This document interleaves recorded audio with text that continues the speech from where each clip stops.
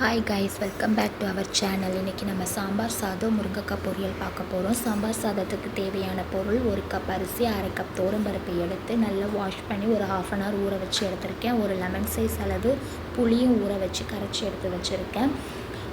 ஒரு 10 சின்ன வெங்காயம், 2 தக்காளி, 1 முருங்கைக்காய், உருளைக்கிழங்கு, தாளிக்கிறதுக்கு கருவேப்பிலை, கடுகு, ஜீரகம், வெந்தயம் எடுத்து வச்சுருக்கேன். நீங்கள் இது கூட என்ன வெஜிடபிள்ஸ்னாலும் ஆட் பண்ணிக்கலாம். நான் வந்து இதை குக்கரில் தான் இன்றைக்கி பண்ண போகிறேன். ஸோ ஸ்டவ் ஆன் பண்ணிக்கலாம். குக்கரை வச்சுட்டு குக்கர் கொஞ்சம் ஹீட் ஆகட்டும். ஹீட் ஆனதுக்கப்புறம் அதில் ஆயில் ஊற்றி, ஆயில் ஹீட் ஆனதுக்கப்புறம் கடுகு, ஜீரகம், வெந்தயம், கருவேப்பிலை எல்லாத்தையும் போட்டு நம்ம தாளிச்சிக்கலாம். தாளித்ததுக்கப்புறம் நம்ம அதை உரித்து வச்சுருக்கோம் இல்லையா சின்ன வெங்காயம், அதையும் போட்டு நல்லா தாளிச்சிக்கலாம். அந்த சின்ன வெங்காயம் வந்து அந்த எண்ணெயிலேயே நல்லா சாஃப்டாக வேகணும். சிம்மில் வச்சு கொஞ்சம் நேரம் அதை வதக்கி விட்டுருங்க. நல்லா அது வெந்ததுக்கப்புறம் கட் பண்ணி வச்சுருக்க 2 தக்காளியும் இது கூட ஆட் பண்ணி அதையும் நல்லா வதக்கி விட்டுருங்க. தக்காளி நல்லா வதங்கினதுக்கப்புறம் நம்ம கட் பண்ணி வச்சுருக்க உருளைக்கிழங்கு, முருங்கைக்காய் இதையும் போட்டு நல்லா வதக்கி விட்டுருங்க. அதுவும் அந்த சிம்மில் வச்சு அந்த எண்ணெயிலேயே வேகட்டும். அதுக்கு நம்ம அந்த முருங்கைக்காய் பொரியல் பண்ணுறதுக்கு தேவையான பொருள் என்னென்னு பார்த்துட்டு வந்துடலாம். முருங்கைக்காய் பொரியல் வந்து முழு முருங்கைக்காவை போடாமல் அந்த முருங்கைக்காவில் உள்ள சதப்பகுதியை எடுத்து வச்சுருக்கேன். அப்புறம் துருவின தேங்காய் கொஞ்சம் எடுத்து வச்சுருக்கேன். தாளிக்கிறதுக்கு கருவேப்பிலை, வெங்காயம், வத்தல், கடுகு எல்லாம் எடுத்து வச்சுருக்கேன். இங்கே கொஞ்சம் வெந்ததுக்கப்புறம் இதில் நமக்கு தேவையான காரத்துக்கு ஏற்ற மாதிரி ஒரு 2 ஸ்பூன் அளவுக்கு வத்தப்பொடி ஆட் பண்ணிக்கோங்க. 1 ஸ்பூன் அளவு சாம்பார் பொடி, அப்புறம் கொஞ்சம் மஞ்சள் பொடி, தேவையான அளவு உப்பு எல்லாத்தையும் போட்டு நல்லா மிக்ஸ் பண்ணி கொடுத்துருங்க.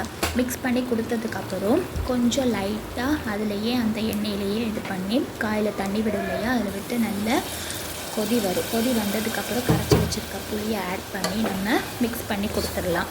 கொடுத்ததுக்கப்புறம் நமக்கு தேவையான அளவு தண்ணி எடுத்துக்கலாம். நம்ம அந்த அரிசி எடுத்துருக்கோம்ல, ஒரு கப் அரிசிக்கு நான் 3 கிளாஸ் அளவு தண்ணி எடுத்திருக்கேன். ஸோ 4.5 கிளாஸ் அளவு தண்ணி எடுத்து அதில் வந்து நான் ஊற்றிட்டேன். தண்ணியை ஊற்றி நல்லா மிக்ஸ் பண்ணி கொடுங்க. மிக்ஸ் பண்ணி கொடுத்ததுக்கப்புறம் நல்லா கொதி வரும். கொதி வந்ததுக்கப்புறம் நம்ம அந்த ஊற வச்சுருக்க அரிசி பருப்பை இதில் போட்டுடலாம். போட்டு இதையும் நல்லா மிக்ஸ் பண்ணி கொடுத்துருங்க. கொடுத்ததுக்கப்புறம் நம்ம குக்கரை போட்டு மூடி வச்சிடலாம். அது விசில் வரட்டும்.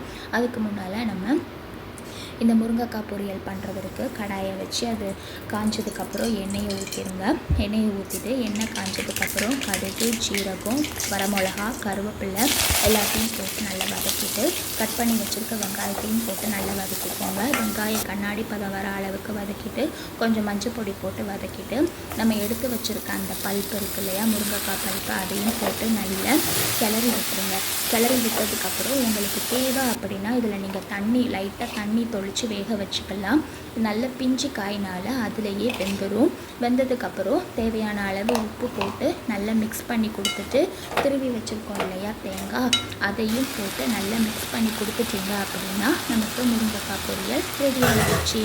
அங்கே நம்ம குக்கரில் வச்சுருக்க சாதமும் நல்லா விசில் விட்டு நல்லா வெந்துருச்சு. சுட சுட நீங்கள் அந்த லிட்டை ஓப்பன் பண்ணிவிட்டு ஒரு 2 ஸ்பூன் அளவுக்கு அதில் நெய் விட்டு நல்லா கிண்டி விட்டுட்டீங்க அப்படின்னா சுட சுட சாம்பார் சாதமும் முருங்கைக்காய் பொரியலும் ரெடி.